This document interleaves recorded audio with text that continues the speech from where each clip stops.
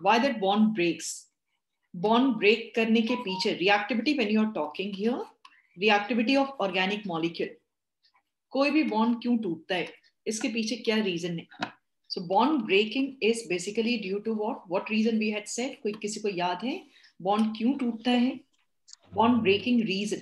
The polar bond. Polar bond stabilization. formation of more stable reactive intermediate. Exactly. Polar bond होना चाहिए, मतलब कि आपस में झगड़े के चांसेस हैं. सेकेंड इज व्हाट, यदि झगड़े के चांसेस नहीं है, what is the second reason? Formation of उसको to make more stable reactive intermediate. Formation of more stable reactive intermediate. तो हम लोग के पास ये क्वेश्चन था कि आखिर क्या होता है जो बॉन्ड पोलर हो जाता है. बेटा पोलर पोलर बोले जाते हैं. What makes any bond polar and what makes any reactive intermediate stable? समझ रहे हो? ऐसा क्या होता है कि बॉन्ड becomes polar? ऐसा क्या होता है कि आपका reactive intermediate stable हो जाता है? Yes. Why that reactive intermediate becomes stable and why that bond becomes polar? What can be reason for this? ये इसके पीछे और इसके पीछे क्या रीजन हो सकता है? Polar bond and stable reactive intermediate होने के पीछे क्या रीजन है? तो उसके पीछे कौन कौन से reason? Lassa effect, right? Lassa effect is one reason. Lassa effect makes bond polar as well as it decides. आपको याद होगा ये बॉन्ड पोलर होने के पीछे कारण भी बताता है एंड दूसरा कारण बताता है स्टेबिलिटी ऑफ रिएक्टिव इंटरमीडिएट. ये हम लोग डिस्कस किए थे ना, स्टेबिलिटी ऑफ रिएक्टिव इंटरमीडिएट. इसमें हम लोग कौन सा कॉन्सेप्ट पढ़े थे, याद आ रहा है? Yes ma'am. क्या ये इसमें क्या एक बहुत इंपॉर्टेंट था हमारा रिएक्टिव इंटरमीडिएट का, tertiary carbonium ion is tertiary carbonium ion. याद आ रहा है? ये चीज हम लोग बात किए थे. Stable is most stable. Secondary and primary. Not only carbonium ion, free radical भी. ठीक है, इसकी वजह से, इंडक्टिव इफेक्ट की वजह से. इसके बाद आपको हम सिखाए थे हाइपर कंजुगेशन. हाइपर कंजुगेशन भी उस दिन बताए थे आपको. दूसरा रीजन क्या है जिसकी वजह से कोई भी हाइपर कंजुगेशन में why any this explains what stability of reactive intermediate. बेटा इसने बताया था stability of reactive intermediate.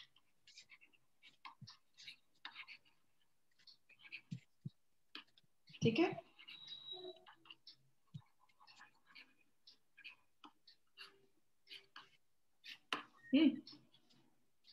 So hyperconjugation में माइनस आई इफेक्ट के पीछे ये रीजन जाता है, polar stability of reactive intermediate. Hyperconjugation was third reason.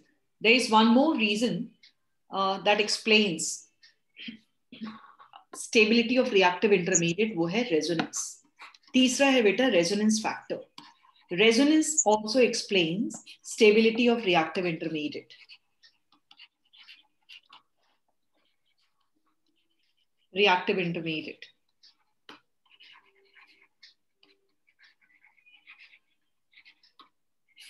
Resonance कहीं पर भी होगा ना. Resonance का मतलब है delocalization of pi electron. इसका मीनिंग क्या था? Delocalization of pi electron.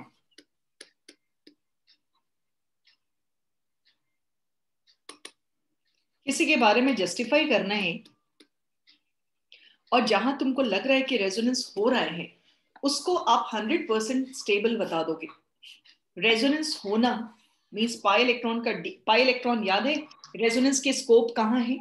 कहां पर पाई इलेक्ट्रॉन अचानक से घूमने फिरने लगता है? पाई इन कंजुगेशन विद कितने लोगों के साथ पाई कंजुगेशन होना चाहिए? जल्दी से बता दो. Lone pair of electrons. Pi with pi, lone pair, positive charge and negative charge. Lone pair, negative charge lone pair के साथ ही है ना. Negative charge, pi electron and positive charge. ये जान लो कि जहां पर रेजोनेंस हो जाएगा तो इसका मतलब है कि आप बोलोगे कि ये ज्यादा, अरे जा ये तो स्टेबल हो गया. क्यों स्टेबल हो गया? तो वहां स्कोप है रेजोनेंस का. अच्छा क्यों स्टेबल हो गया? स्कोप है हाइपर कंजुगेशन का. मतलब what makes any reactive intermediate और any substance कहीं पर भी stable की बात आएगी तो आप या तो हाइपर कंजुगेशन इंडक्टिव इफेक्ट देखने की कोशिश करोगे या फिर हाइपर कंजुगेशन देखने की कोशिश करोगे या रेजोनेंस कोशिश करोगे देखने का. ठीक है, that's a part here. Next था आपका चौथा जो कि इलेक्ट्रोमेरिक इफेक्ट. पिछले क्लास में हमको बताना था इलेक्ट्रोमेरिक इफेक्ट. बेटा electromeric effect decides polarity, only polarity. Polarity क्यों? कोई पोलैरिटी इन unsaturated compound.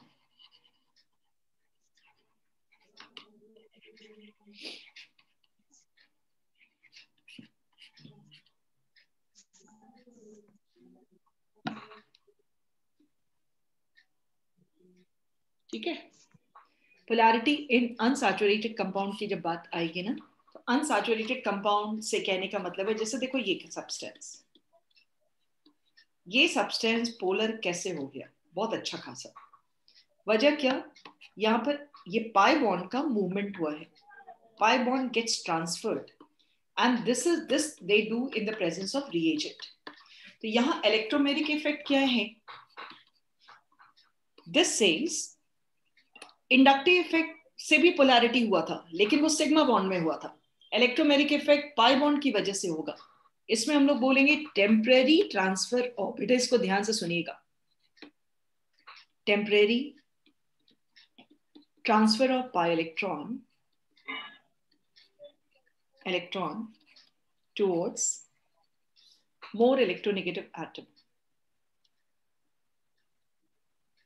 Electronegative atom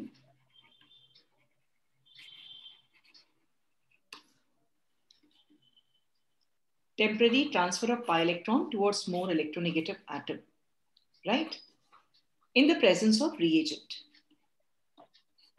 Transfer है वो shifting था आपका in the presence of reagent. ठीक है, जैसे ये इसके ट्रांसफर होने से ना जानते हो इसका क्या सिचुएशन आएगा? CH3 CO प्लस दिख रहा है ये पोलर हो गया. आराम से यदि HCN आप यूज कर रहे हो, this is N here, HCN use कर रहे हो तो एक के पास H चला आएगा. आप खुद देखो कैसे रिएक्शन बढ़ेगा आगे. O के पास कौन आएगा? H. C के पास कौन आएगा? CN. O के पास H, C के पास कौन? CN. तो हम लोग को क्या समझ में आ रही है कि what is there electromeric effect here? Temporary transfer of pi electron. तो टेम्पररी वर्ड इसलिए यूज किया गया कि यदि रिएजेंट को वहां से हटा लीजिएगा तो once again it will become normal. फिर से ये नॉर्मल हो जाता है. इंडक्टिव इफेक्ट में है सिग्मा. अच्छे आपके पास एक क्वेश्चन हो सकता है कि यहाँ पर सिग्मा भी है और पाई भी है तो क्या यहाँ पर इंडक्टिव इफेक्ट नहीं हो रहा है? हो रहा है. लेकिन इंडक्टिव इफेक्ट तो आखिर घर का प्रॉपर्टी हो गया, वो परमानेंट इफेक्ट है. ये पाई इलेक्ट्रॉन दिख रहा है कि यहाँ से उठ करके पूरा का पूरा ट्रांसफर हो जाएगा. देख रहे हो इंडक्टिव इफेक्ट टूटता नहीं है. इंडक्टिव इफेक्ट में केवल शिफ्टिंग होगा. ट्रांसफर का मतलब होता है बॉन्ड टूट जाना. ये बात को ध्यान रखिएगा. और this electromeric effect takes place. पहले तो इलेक्ट्रोमेरिक इफेक्ट दिखाओगे कहां पर? अनसैचुरेटेड कंपाउंड में. ये बात को ध्यान रखिएगा. पढ़ते हैं आगे.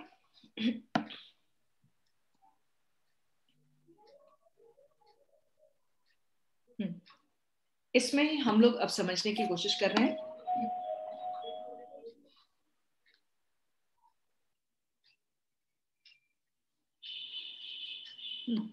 यहाँ पर जैसे ये देखो इफेक्ट्स की हम लोग को समझ में आ गई जिसकी वजह से ये जो है इंडक्टिव इफेक्ट,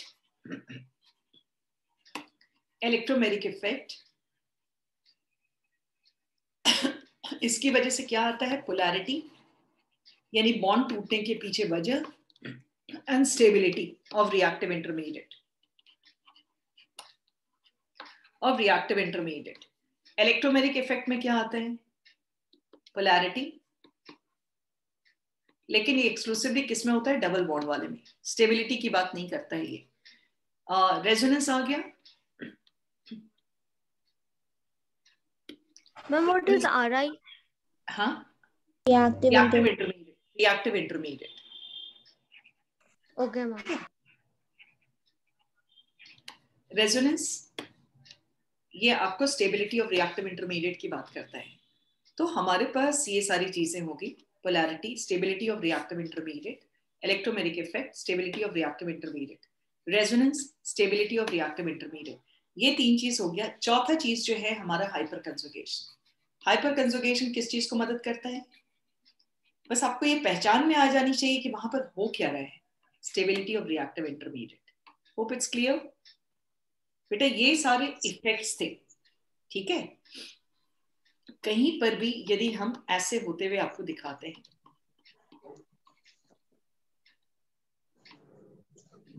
ऐसे होते हुए, हमको बताओगे कौन से इफेक्ट दिखा रहे हैं? कौन से इफेक्ट दिखा रहे हैं? क्या ये इंडक्टिव है? इलेक्ट्रोमेरिक। या दिस इज योर श्योर? क्यों नहीं हो एकदम sure? Yes, Miss, electromeric effect. Right. Yes, Miss. Electromeric effect is represented by representation by curved arrow. Curved arrow, yes. Curved arrow, yes, Miss. By curved arrow.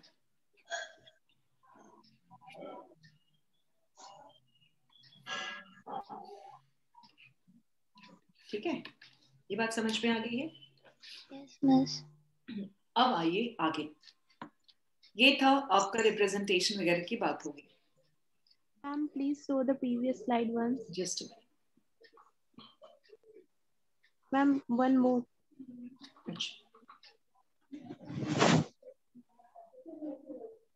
Yes, ma'am, done. Ma'am resonance और hyper conjugation में polarity नहीं होगी?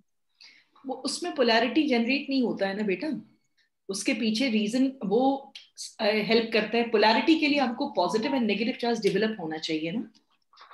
Resonance में polarity होता है but it keeps on moving, इतना continuously move करता रहता है कि उसके पोलैरिटी दिखते नहीं है, दिखते नहीं है बेटा वो।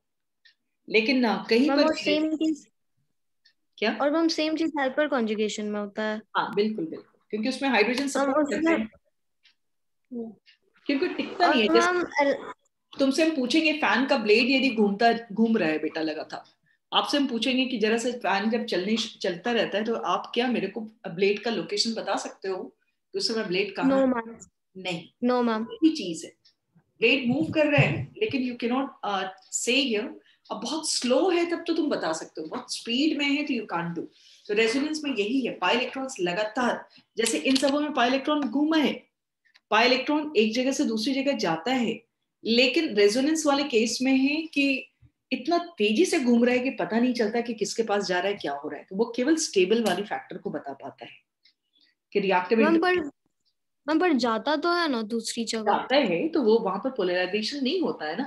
पोलराइजेशन के लिए आपको एक जगह पॉजिटिव चार्ज नेगेटिव चार्ज दिखना चाहिए, वो दिख नहीं पाता है इतनी और मैम तेजी। इलेक्ट्रोमैग्नेटिक इफेक्ट में क्यों नहीं होता स्टेबिलिटी? स्टेबिलिटी वाली चीज को एक्सप्लेन करने की कोशिश नहीं किया है, उससे नहीं हो पा रहा है।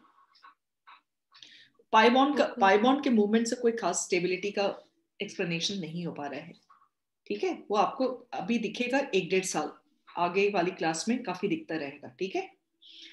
Yes ma'am. अब आ जाइए बेटा लास्ट टॉपिक मैकेनिज्म का, types of reactions,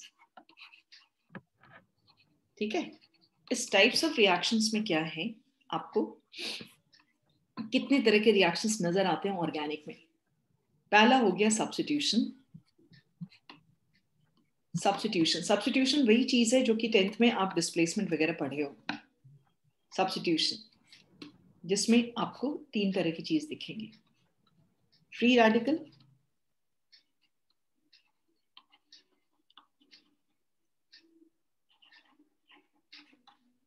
electrophilic,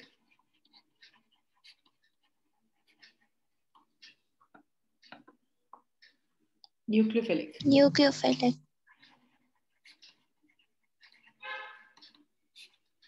electrophilic, free radical.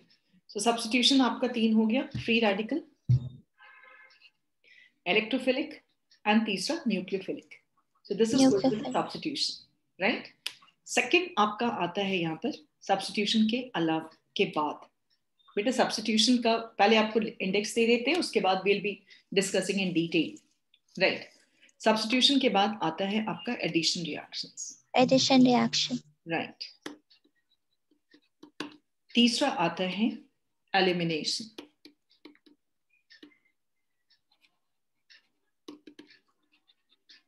चौथा आता है रीअरेंजमेंट।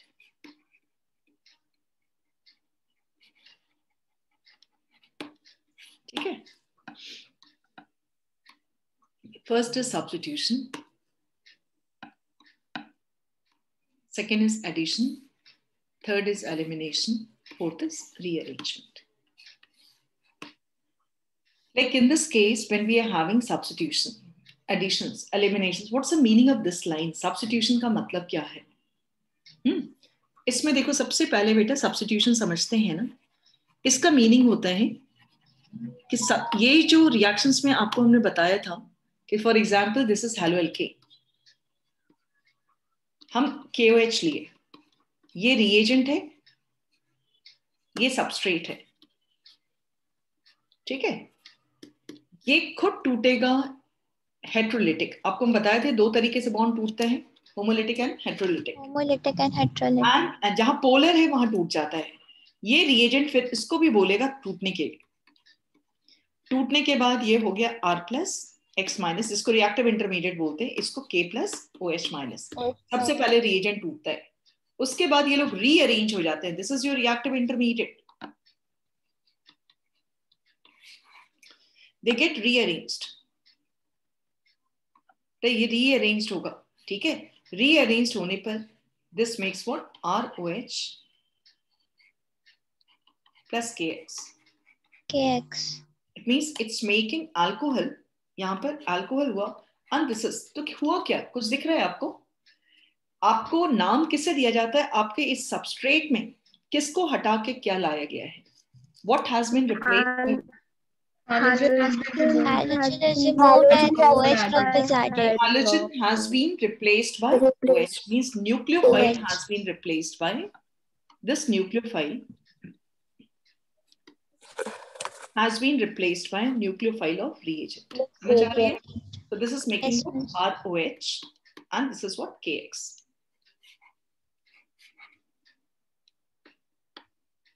X की जगह पर कौन आ गया? यहाँ दिख रहा है ROH and this is what, KX।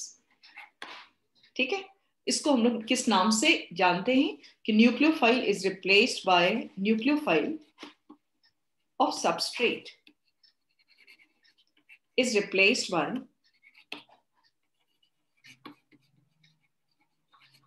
nucleophile of reagent। ठीक है, इसलिए इसको न्यूक्लियोफिलिक सब्स्टिट्यूशन बोले। रिएजेंट का ये कौन सा होगा?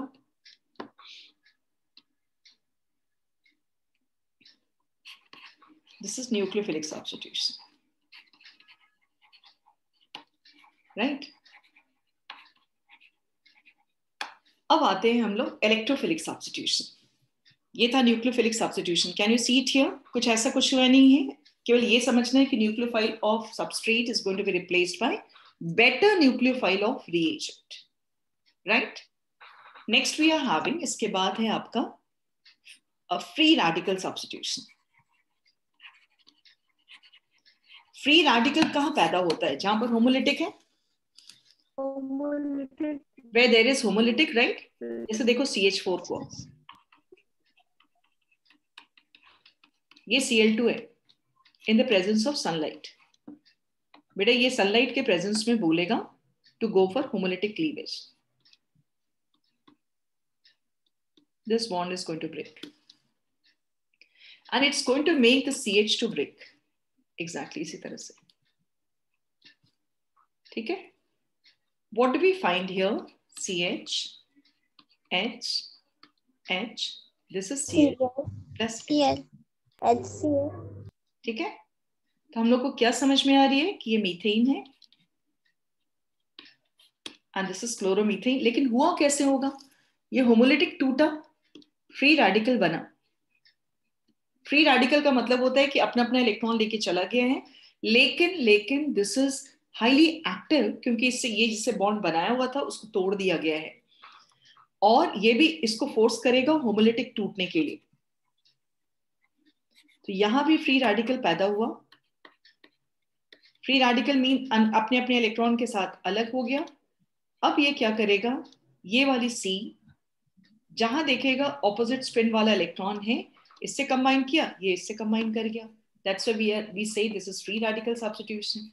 Means free radical of substrate is replaced by free radical of reagent. Free radical of substrate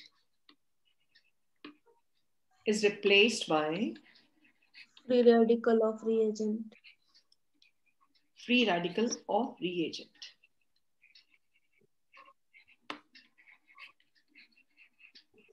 समझ आ रही है? Yes, miss. Yes, ma'am. Replaced by free radical of reagent. That's done. In this case, like what do we say? Free radical substitution हो गया.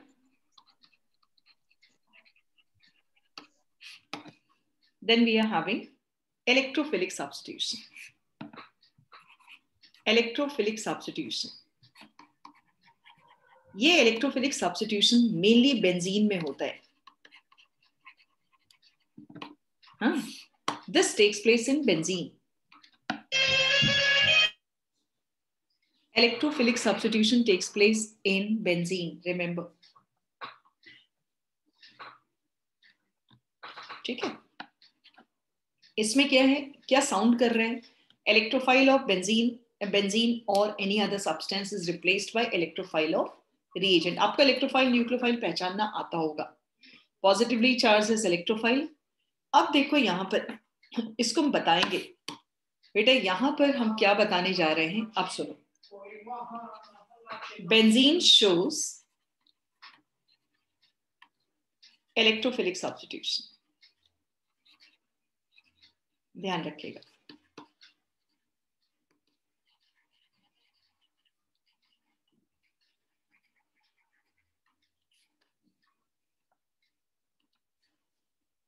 Benzene shows electrophilic substitution.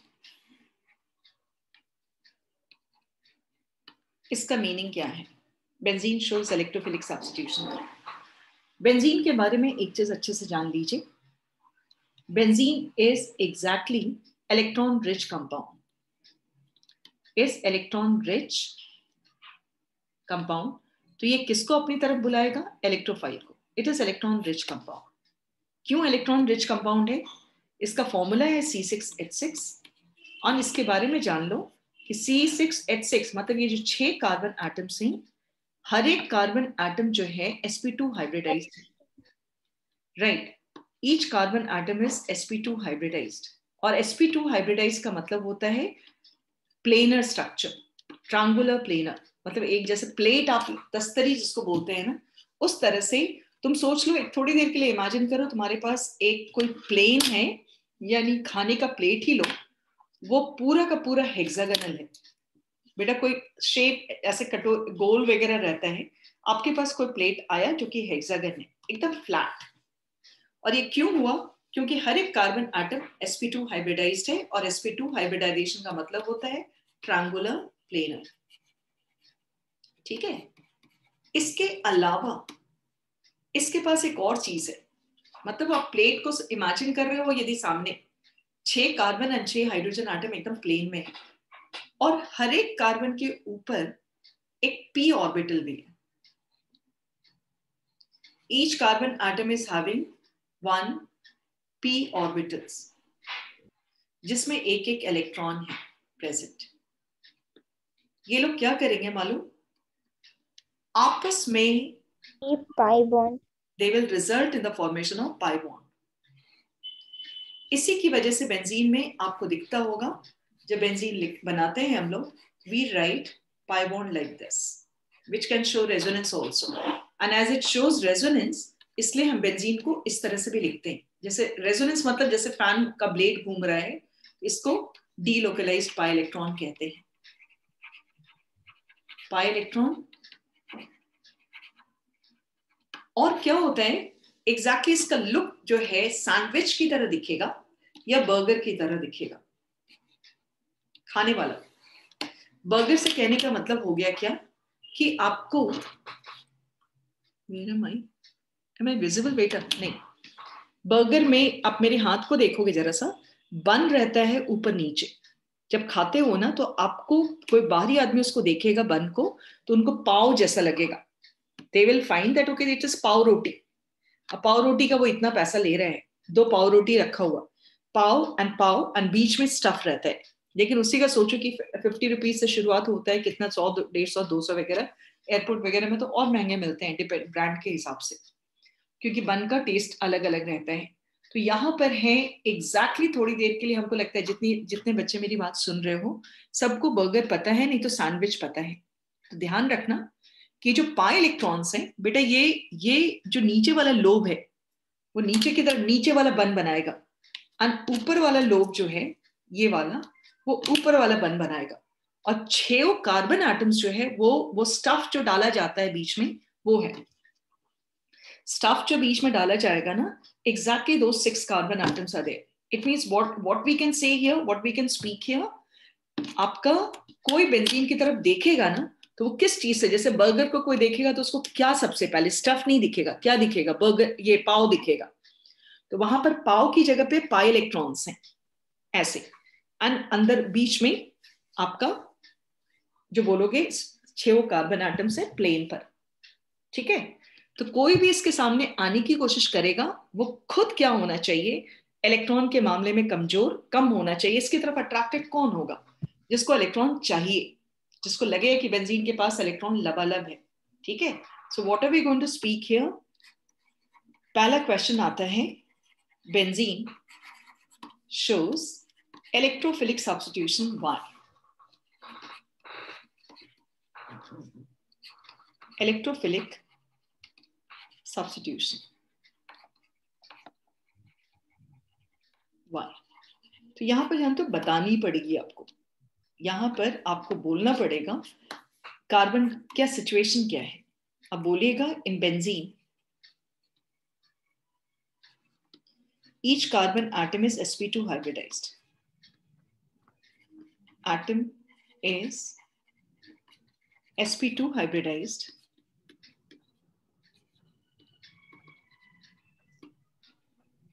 Hence, it makes triangular planar structure. Planar structure. ठीक है, structure which results in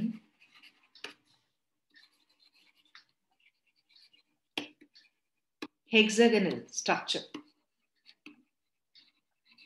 Hexagonal structure which results in hexagonal structure. समझ आ रही है बात? In benzene, each carbon atom is sp2 hybridized. Hence, it makes triangular planar structure, which results in finally, मतलब 6 carbon atom results in hexagonal structure, right? आगे हम लिखेंगे as each carbon atom contains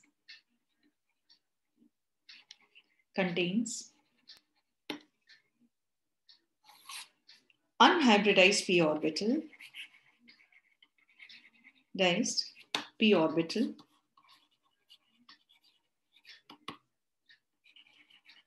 which results in the formation of 3 pi bonds.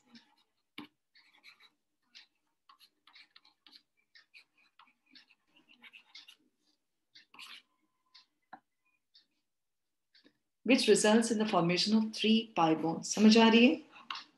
ये तीनों pi bond जो है, that is going to be 3 pi bonds. ठीक है? Hence, in benzene,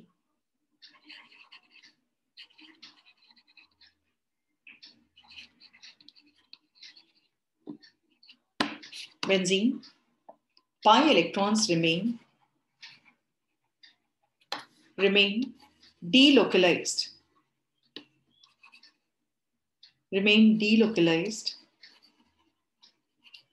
above and below the plane. ठीक है? delocalized above and below the plane. समझ आ रही है? ये क्या करेगा? pi electrons remain delocalized above and below the plane. इसमें कोई परेशानी नहीं है. Hence it show, ये इसकी वजह से hence बार बार बोल रहे हैं, उसको देर से आप देख लीजिएगा. It shows electrophilic substitution. मतलब कि तुमको लिखने को आ जाए यदि, तो रीजन बता दीजिएगा कि presence of pi electrons which remains delocalised. अपनी तरफ ये बुलाएगा किसको? इलेक्ट्रोफाइल्स को. इसमें आपको कुछ एग्जांपल्स हम उठाएंगे जो इलेक्ट्रोफिलिक सब्स्टिट्यूशन दिखाते हैं. बेटा कुछ एग्जांपल्स देना है जो कि आपका बहुत ही इंपॉर्टेंट है. बेंजीन का बेसिक रिएक्शंस वही है. बेंजीन में जो बेसिक रिएक्शंस हैं वो इलेक्ट्रोफिलिक सब्स्टिट्यूशन है. Benzene shows 5 electrophilic substitution reactions. सब लोग सुन रहे हो इस चीज को? Yes, miss. Yes, ma'am. नाम बताओगे कौन कौन से हो गए? पहला hydrogenation, second Friedel-craft reactions, Friedel-craft alkylation. बेटा ये बहुत ही इंपॉर्टेंट है. मतलब जिस स्कूल में एग्जाम्स में आने वाला है वो इन सबों से आएगा गारंटी. फ्रिडल-क्राफ्ट असाइलेशन, इनके मैकेनिज्म आ जाएंगे. असाइलेशन, और हमको 12th में एकदम ये एरोमेटिक कंपाउंड का बेसिक रिएक्शन है, इसलिए इसको देखना बहुत जरूरी है because we need it in 12th standard also. Nitration. and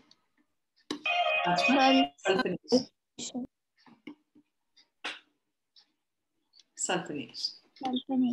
ठीक है, तो ये बात हम लोग को समझ में आ रही है.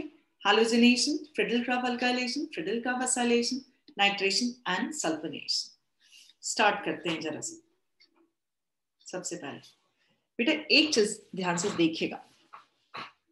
हम पहले एक आउटलाइन देंगे, उसके बाद सबका मैकेनिज्म प्रैक्टिस करेंगे. ये रहा आपका बेंजीन जिसका फॉर्मूला है C6H6. इसका 5 बेसिक रिएक्शंस है. पहला बेसिक रिएक्शंस क्या है? Hydrogenation. Cl2 in the presence of AlCl3. ठीक है, AlCl3 is a catalyst. This is called hydrogenation. Benzene का ये H हटा करके हाइड्रोजन लगता है. बेटा Cl2 2 है, इसके H को हटा के हाइड्रोजन लगेगा इस बेंजीन रिंग में. कैसे होगा ये हम आपको अलग से बताएंगे उसके बाद मैकेनिज्म. यानी इसका H हट गया, ये Cl, ये तो कैटलिस्ट है तो चेंज होने की जरूरत ही नहीं है. ये एक H हट करके Cl लगा, और ये H जो जा रहा है, क्या इसको हमें रिएक्शन आया था एग्जाम में. तुम्हारा एग्जाम हमें रिएक्शन बेटा लिखा था, लिखे थे. Could you write? No ma'am, option में था. अच्छा ऑप्शन में था. इसको आना ही है, ये आए या दूसरा फ्रिडल-क्राफ्ट वाला चीज आएगा. अब यहाँ पर एक चीज ध्यान से सुनो. मतलब देखो, अब पढ़े आपको स्कूल में आ रहा है या नहीं आ रहा है, उससे ज्यादा क्या है सिचुएशन कि ये बेटा हम लोग को जगह जगह पे 12th में जरूरत है इसका. मतलब एक तरह से सोचो कि जैसे ही एरोमेटिक में घुसेंगे ना, मेरे पास 4 चैप्टर्स हैं. चारों चैप्टर में ये इसके इन 5 रिएक्शंस की जरूरत पड़ेगी कन्वर्जन्स में. तो आपको एकदम से ये कंठस्थ जैसा हो जाना चाहिए.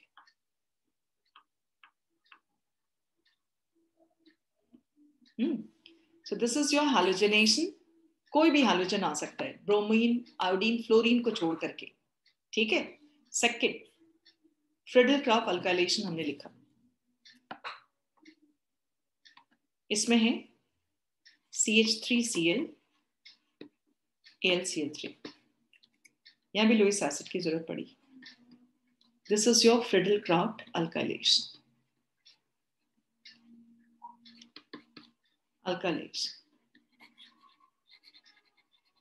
ये H को हटा करके CH3 को डाला गया यहां पर. कोई भी हैलो एल्केन हो सकता है. पर तुमको एक ध्यान से देखना है, इसका बहुत इंपॉर्टेंस है.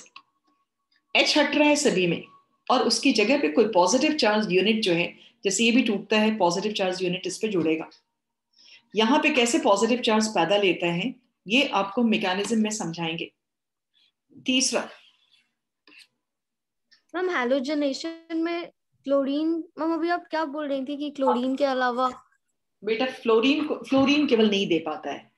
फ्लोरीन जो है, जैसे आप Cl2 यूज किए तो क्लोरोबेंजीन बना, Br2 लिखिएगा तो क्या बनेगा, ब्रोमोबेंजीन। आयोडीन यूज कीजिएगा तो आयोडोबेंजीन। केवल ये वाला नहीं बन सकता क्योंकि ये बहुत रिएक्टिव है, एक्सप्लोसिव हो जाता है। Fluorine is very reactive. तो वहां पर देखो केमिस्ट्री में बहुत सारे चीज होता है कि बनता है कि नहीं बनता है, one thing. Second is what, sometimes it becomes so explosive, so scientist they don't try with, वो बम्बार्डिंग हो जाएगा तो क्यों करेंगे कोशिश, ठीक है। Yes ma'am. They try to find out other alternative, कोई और ऑल्टरनेटिव आ जाए जिससे कि बनाए, ठीक है। वैसा चीज को करने की कोशिश नहीं करेंगे जिसमें कि एक्सीडेंट हो जाए। Yes ma'am. Look for other alternative, वही इसलिए बोला। और अभी इस पे बहुत ज्यादा बात नहीं करेंगे क्योंकि बहुत बात होगी हम लोगों की 12th में इस पर, मतलब we are having reasons and all. ये इसके preparations, haloalkanes haloarenes हमको पहला ही ऑर्गेनिक का चैप्टर में पढ़ना है, तो वहां पर ये सब पे बहुत गप मारेंगे कि क्यों नहीं होता है, रीजनिंग्स लिखेंगे क्योंकि बोर्ड के लिए we have to get ready. अभी 11th में समझना है कि कौन कौन से 5 बेसिक रिएक्शंस हैं। Excuse me ma'am. हाँ जी, हाँ जी। मैम 12th में हम लोग ऑर्गेनिक से स्टार्ट करेंगे क्या? बेटा सबके स्कूल में एग्जाम्स क्या होंगे ना, उस पर आ जाएगा। किसी क्या कहते हो, जो पहला उनका टर्म एग्जाम होगा ना, तो पता चलेगा। फिजिकल हम जल्दी खत्म कर देंगे, फिजिकल विल गो फास्ट बेटा। और ऑर्गेनिक, हाँ ऑर्गेनिक को ना पूरा 4 महीने चाहिए, जस्ट फिजिकल के बाद वी विल स्टार्ट ऑर्गेनिक। अभी जैसे हम लोग अप्रैल में शुरू करेंगे तो will be completing by month mid May, physical finish हो जाएगा, ठीक है। उसके बाद हाँ बोलिए। मैम फिजिकल के बाद ऑर्गेनिक, क्योंकि ऑर्गेनिक नीड्स 4 months। या ऑर्गेनिक आपका देखो, एल्केन्स ही ना केवल हम लोग पढ़े यहाँ पर, alkene alkyne hydrocarbons and benzene पढ़ेंगे। बेंजीन का हम रिएक्शंस कुछ उठा रहे हैं अभी आपको, ठीक है। ये केवल पढ़े ना, नहीं तो फिर सारा जो है कंपाउंड्स तो आपका 12th में। सो 12th में इट टेक्स टाइम और बहुत बारीक से उसमें पढ़ना पड़ता है, रीजनिंग्स बहुत है। तो उससे क्या होता है कि वहां पर यहाँ पर अभी देखो कि कुछ चीज को हम जैसे ये सब बात पे इग्नोर कर रहे हैं because it's not there in NCERT. वहां पर हम इग्नोर नहीं कर पाते, वहां पर सारे रीजनिंग्स उठाने होंगे because you will have to face board exams. तो वहां पर जितने भी पॉसिबल क्वेश्चंस हैं उसको हम लोग ये करते हैं, उठाते हैं और आपको लिखवाते हैं। हाँ, we make you write also.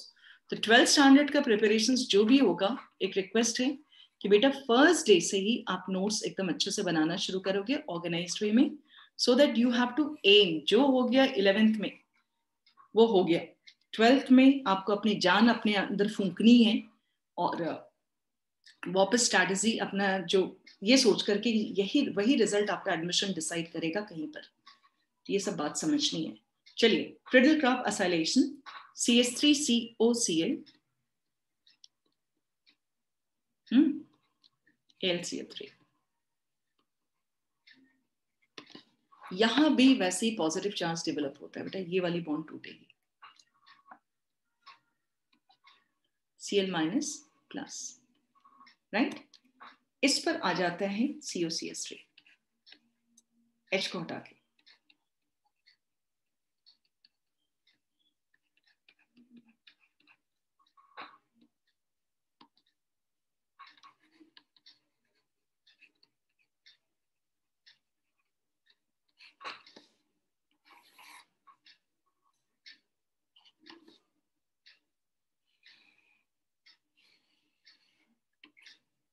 Conc HNO3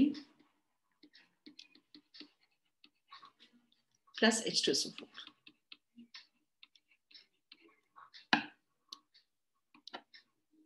nitronium,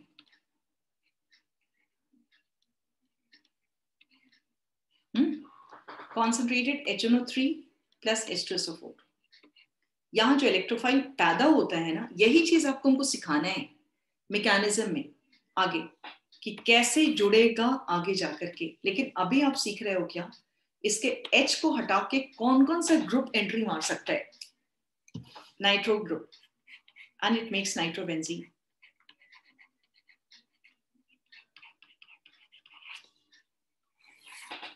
last is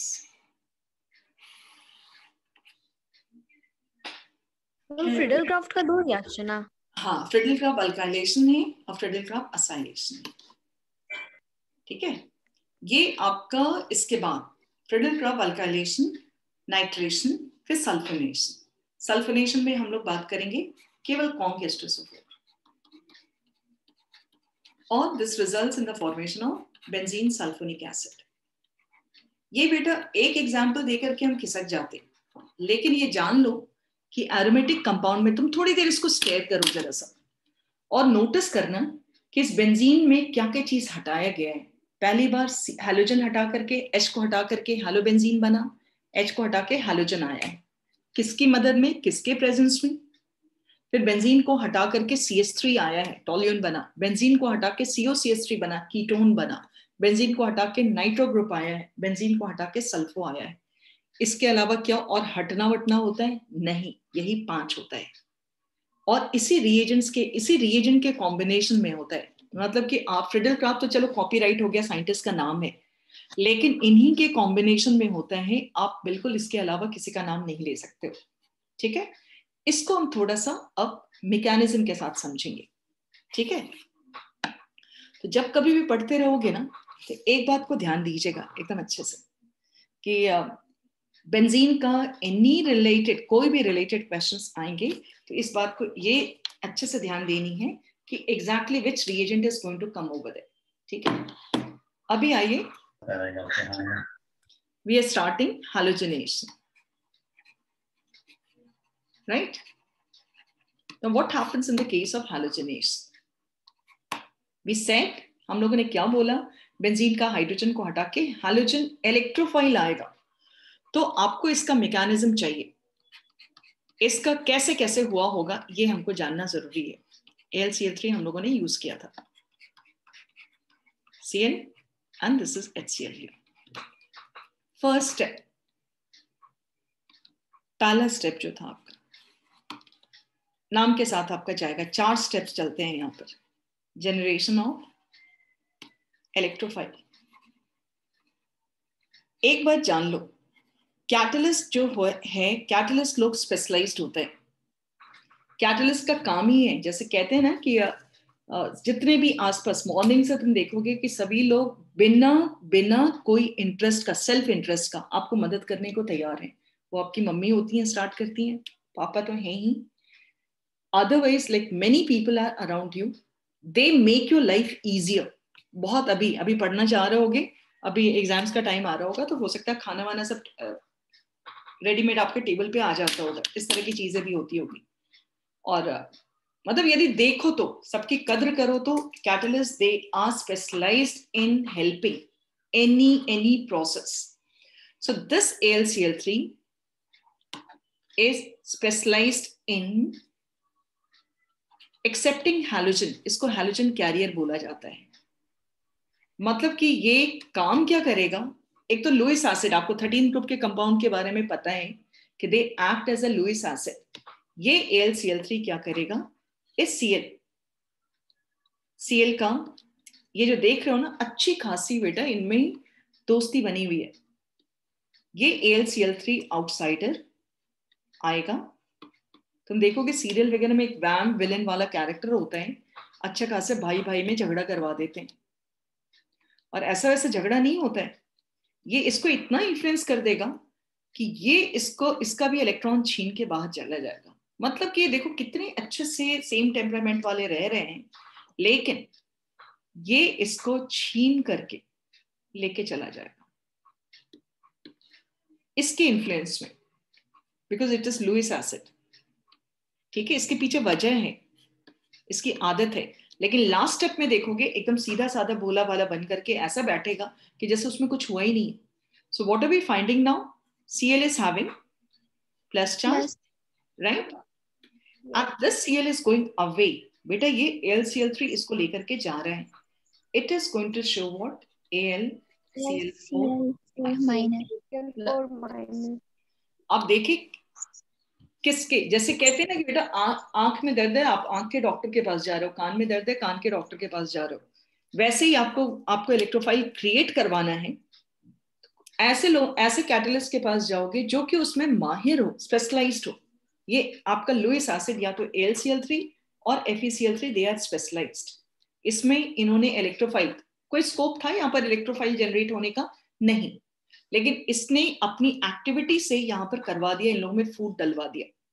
तो एक छीन कर चला जा रहा है, Cl4 देख रहे हो यहाँ पर। नाउ सेकंड स्टेप, ये जो इलेक्ट्रोफाइल पैदा हुआ, this is going to attack benzene ring now. बेटा ये बेंजीन को अटैक करेगा। बेंजीन के किस सेक्शन को अटैक करेगा? ये डीलोकलाइज्ड एरिया। जैसे फैन चल रहा होगा घर में, यदि आप पेन से या तकिए से उसको हिट कीजिए तो थोड़ी देर के लिए ब्लेड्स रुकेगा। वैसे ही जैसे ही Cl+ आयन पहुंचा, ये तुम सोचो कि ये ऑल दीज साइमल्टेनियस प्रोसेस, एक के बाद खटाखट हुए जा रहे हैं। ये आपका जो पाई इलेक्ट्रॉन्स हैं वो थोड़ी देर के लिए रुक जाएगा, सेकंड्स के लिए, और आपको मालूम है कि रिएजेंट के आने से इलेक्ट्रोमेरिक इफेक्ट होता है। बेटा इलेक्ट्रोमेरिक इफेक्ट का मतलब है कि पाई बॉन्ड किसी अगल बगल वाले के पास शिफ्ट करेगा रिएजेंट को देख करके, और जिसके ऊपर भी नेगेटिव चार्ज आएगा Cl+ आयन उसी के पास पहुंच जाएगा।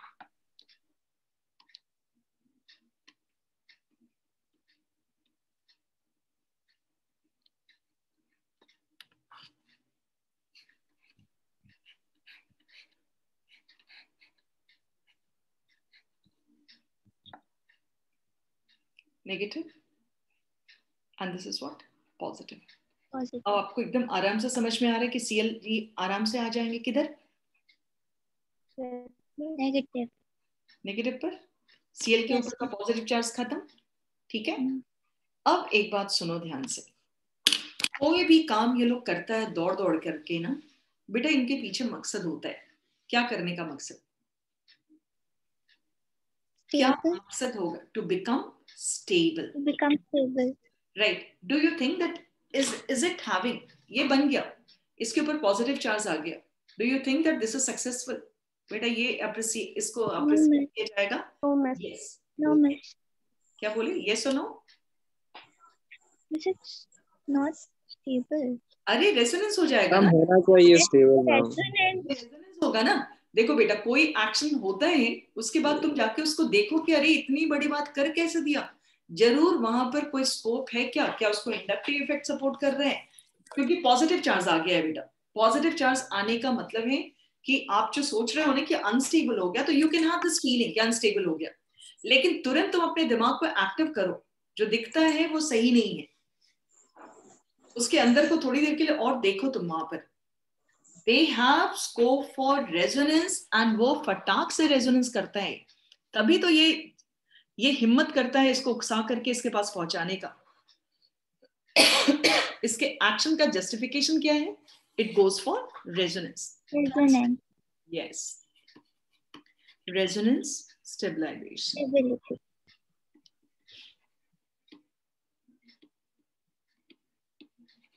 of reactive intermediate.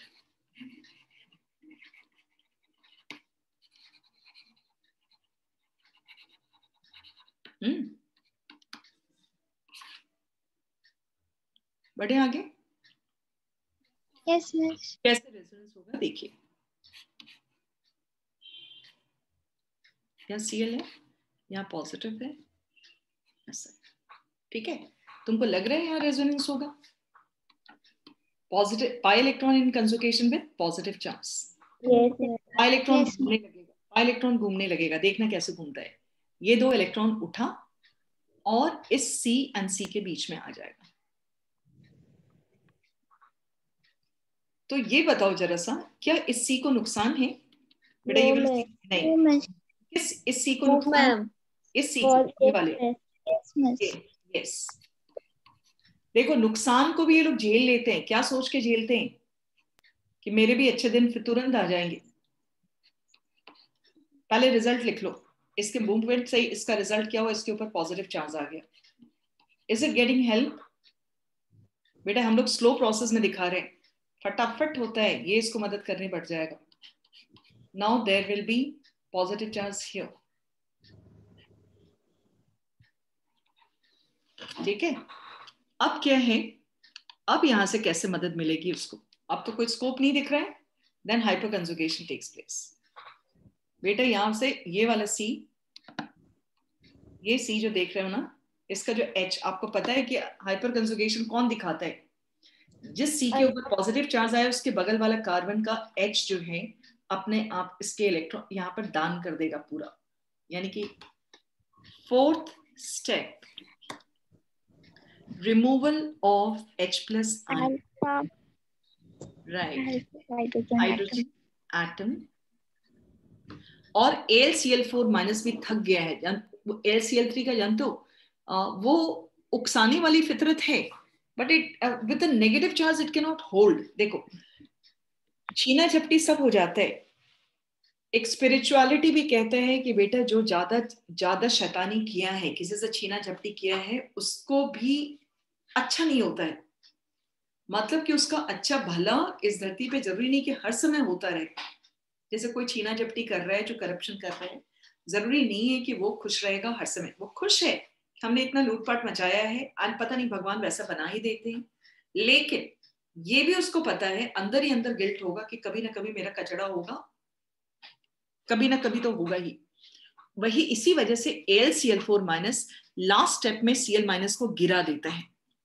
So there is, जब स्कोप देखता है कि सब कुछ हो गया है तो गिरा देगा. Removal of alpha hydrogen atom in the presence of AlCl4 minus. AlCl4 minus निकल जाता है, जानते हो बहुत अच्छे से. This is your structure.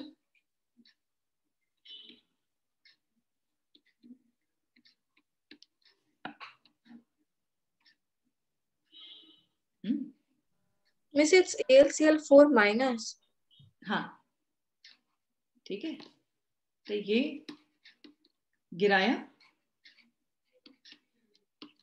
ये H गया जनाब, क्योंकि आपको पता है कि ये तो इन लोगों की फितरत है. ये दे सकता था, ये दे सकता था. ठीक है, यहाँ पर दो, ये H दे सकता था या ये H. तो नेचुरली जहां से जरूरत है यहाँ चला जाता तो फिर क्राइसिस आ जाएगा. यहाँ पर कोई फर्क नहीं पड़ता. दिया H बाहर, benzene is happy now by getting electrons, chlorobenzene has been made. और ये जो H बाहर जाएगा अनाथ नहीं है, इसको Cl वापस मिल जाता है. It makes HCl and this is your AlCl3. अब बेटा कैटलिस्ट का काम सुनो. कैटलिस्ट का जो जितने लोगों ने डेफिनेशन गलत पढ़ा है, फिर से उसको रिवाइव कीजिए. कैटलिस्ट को बच्चे लोग बताते हैं कि catalyst does not participate in reaction. Catalyst increases rate of reactions. नहीं, कैटलिस्ट पार्टिसिपेट्स इन रिएक्शंस. तुम देखे ना, बिना कैटलिस्ट के पार्टिसिपेशन से इलेक्ट्रोफाइल जनरेट होता क्या? नहीं होता. क्या उसके, हाँ, और लास्ट में देखो ऐसा सिंपल वे में आ गया है जैसे कि उसके साथ कुछ हुआ ही नहीं है.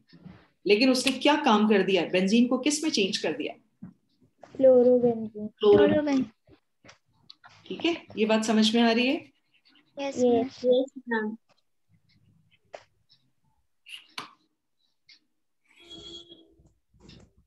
Friedel-Crafts alkylation.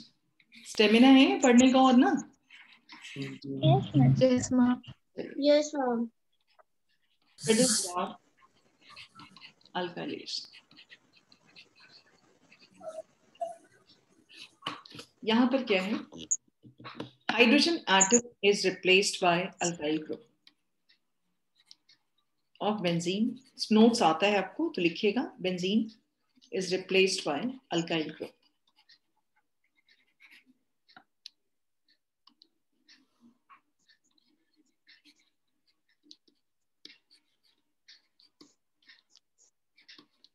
in the presence of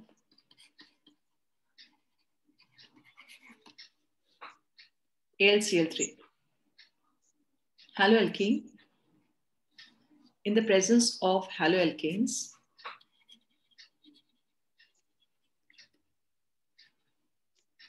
and AlCl3, replaced by alkyl groups in the presence of haloalkanes and AlCl3. ठीक है बेटा, तो ये आपको पता है कि दिस रिजल्ट्स इन टोल्यून। यदि आप CH3Cl उठाते हैं तो बेंजीन में CH3Cl अल्काइल बेंजीन AlCl3 और ये बनाएगा CH3 प्लस HCl। बेटा एक चीज बताओ, यहां भी वही चारों स्टेप्स है, ध्यान देना, सेम स्टेप्स है, वही चारों स्टेप्स है। पहला step generation of electrophile,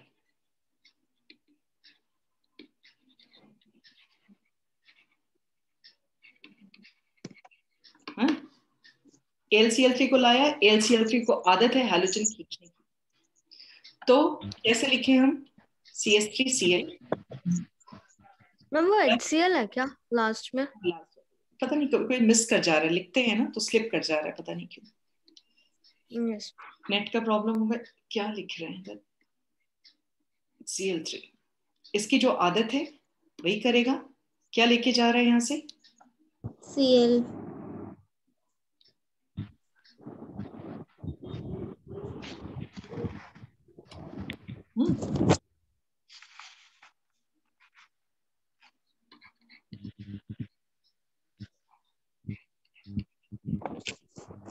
AlCl3 minus.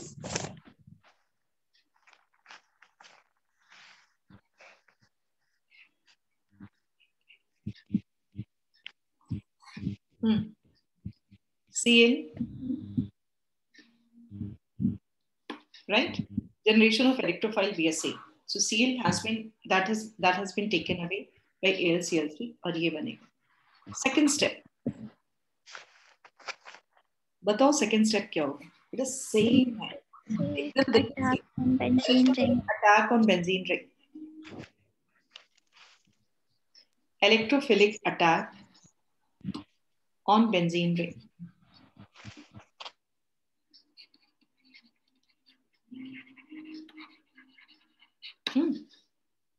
जैसे ऐसे इसमें हुआ था बेटा, जैसे Cl अटैक किया था ना, exactly same thing is going to take place. केवल Cl की जगह पर अब थोड़ी देर विजुलाइज करो, Cl की जगह पे कौन होगा? पेज अलग, it's not giving you permission to, page ही ज्यादा नहीं करने दे रहे। I don't know what's the problem, इससे आगे बढ़ने ही नहीं देते। दे आर हैविंग बनान जो भी है वो नहीं रखे, लेट इट बी, बहुत ज्यादा हो जाएगा। एंड करें यहाँ पर बेटा, जिसको समझना है वो उस पर अप्लाई करेगा, नहीं तो हम लोग फिर ट्यूसडे बात करेंगे इस पर और फिनिश करेंगे। बेंजीन का अच्छे ध्यान रखना, बेंजीन का रिएक्शंस फिनिश हो जाएगा। फिर बढ़ते हैं आगे हम लोग। बेटा पेज बढ़ने नहीं दे रहा है, इसलिए we are stopping now. Stop कर दें।